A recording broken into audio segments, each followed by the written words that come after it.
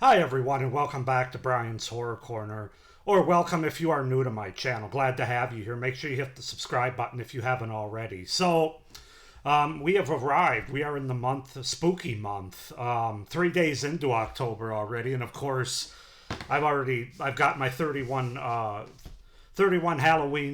days of Halloween horror movies already started with John Carpenter's Halloween on the 1st and All Hallows Eve, the original from 2013 on the 2nd. Today we are going to look at one of the 8 movies this month that I will be reviewing on my channel as part of my 31 days of October Halloween horror. And that movie takes us back a ways to 1962, and it takes us into my Criterion collection, which is very small, only 2 movies, only one on Blu-ray, which is this one. And that movie is Carnival of Souls. That's the movie that we're going to take a look at today. Only the second time I've ever watched this movie for this review. Carnival of Souls, as you can see, I have on the Criterion collection here. Got all kinds of special Blu-ray special features, which I've watched some of them, but not all of them. So, Carnival of Souls is from 1962. So let's just go ahead and get into it here. Carnival of Souls is a 1962 American psychological horror film produced and directed by Herc Harvey and written by John Clifford, from a story by Clifford and Harvey, and starring Candice Hilligoss.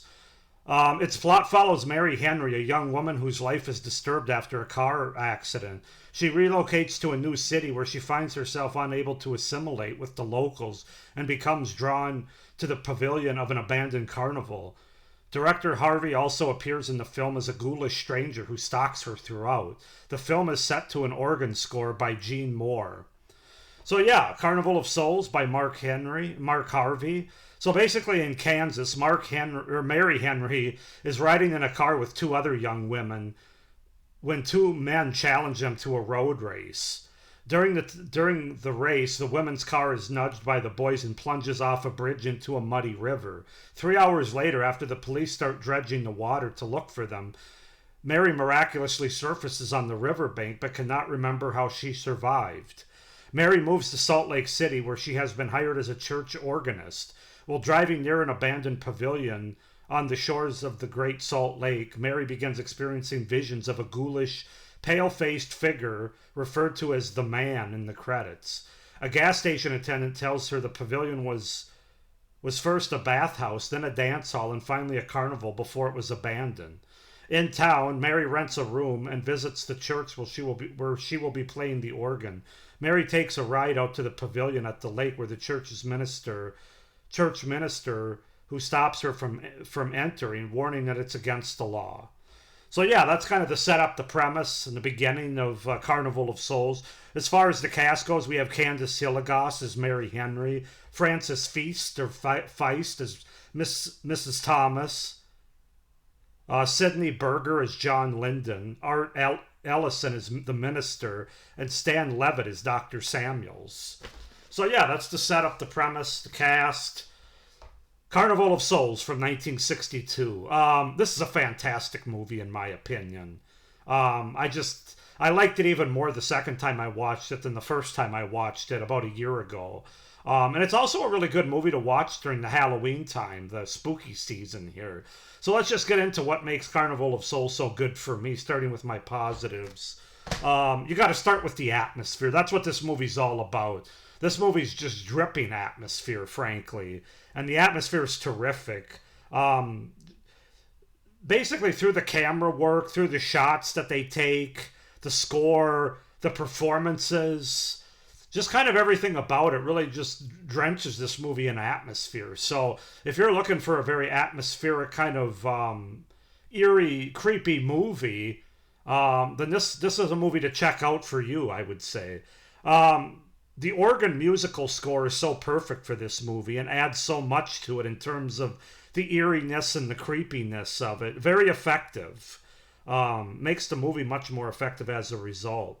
I think the performances across the board are solid, but especially by the lead, Candice Hilligoss, who plays Mary Henry. I think she does a great job of carrying the movie. And, of course, we experience what she's experiencing in her shoes, basically. And just a very effective character to do it through her performance. So That was good. There is genuinely creepy moments, I can say, in scenes throughout this movie, so it's never boring or uninteresting. This is done by the look of the man that is stalking our main character and how they shoot or film him at certain points, certain scenes, certain moments of the movie, some that you're expecting, some that you're not expecting. Kind of coming out of nowhere. It's all done very effectively, and it definitely is creepy. The overall makeup and practical effects on certain characters in the movie is really good, especially for the early 60s. While it's simple, given the low budget of this movie and the time that it was made, it's very effectively creepy and consistent throughout, which I think is really the key to it. The consistency of those makeup effects. And then finally, the movie's only about 78 minutes long. So it's like, what is that, an hour and 15 minutes, basically. So it's not asking you for a big time commitment.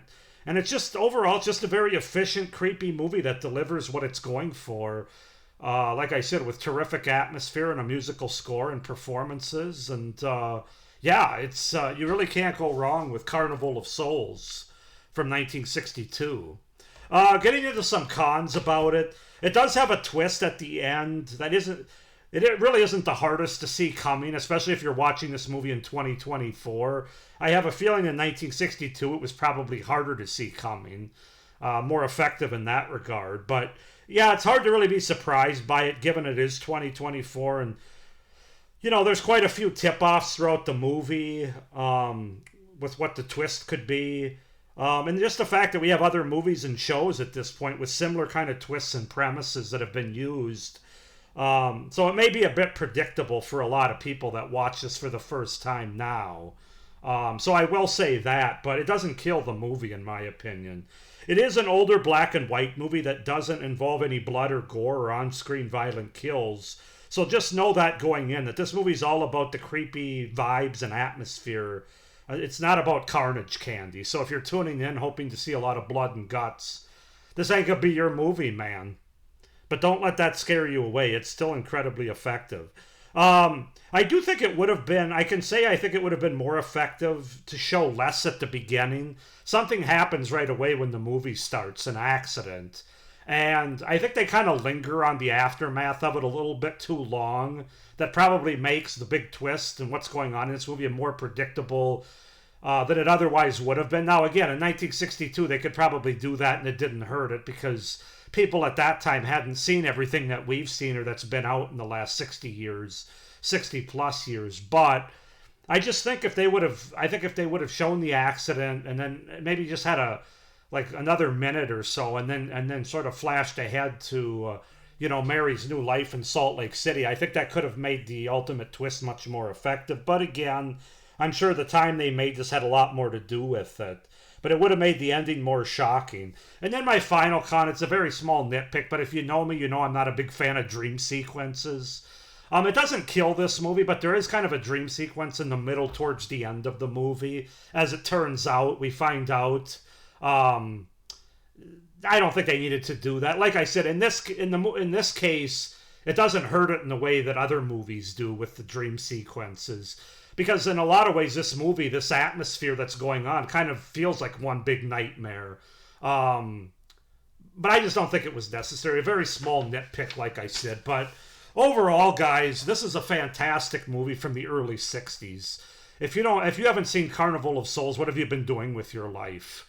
I'm going to give this movie an 8.5 out of 10. Even for 2024, I still think it's incredibly effective, and it's an effective movie to put on in the month of October. So 8.5 out of 10 for Carnival of Souls. Check it out if you haven't already. I don't even remember how I got this Criterion Collection. I don't think it was terribly expensive, although everything through Criterion Collection is. So maybe I did pay more money for it than I otherwise would have. I know I got it a couple years ago. Maybe I had more money then. But yeah, with that being said, go ahead and comment down below any thoughts or questions you have. If you've seen Carnival of Souls, your thoughts about it, if you like it, if not. Please like this video, hit the little notification bell, and as I said at the beginning, please subscribe to my channel if you already haven't, so you don't miss any of my great horror content. Not only the rest of the reviews for this 31 Days of Halloween Horror series, still 7 more movies to review, but also what I have coming up after it, including my Paranormal Activity franchise review in November. So with that being said, I hope you guys are having a good October so far. I hope you enjoyed this review. And as always, stay scared. Bye.